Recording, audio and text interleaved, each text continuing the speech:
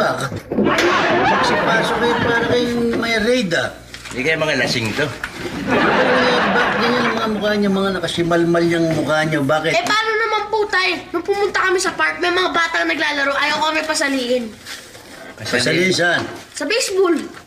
Baseball? Baseball? Baka hindi kayo marunong yan. Ako magaling dyan, bayaw. Saan? Diyan sa baseball. Sa baseball?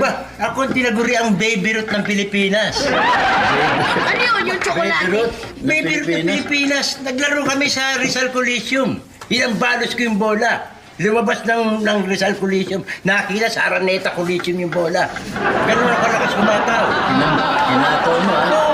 Baka naman yung baba mo, pinanghataw mo. Alam mo yung mukha mo, hindi pang baseball, pang haya na yan. Bakit po ba yan? Alam mo ba sesta yan, yung pang ganon. Hindi mo naman katatin mo Ikaw ako. talaga kung magsalita. Huwag mo nang guluhin yung mga bata, wala kang nalala sa baseball.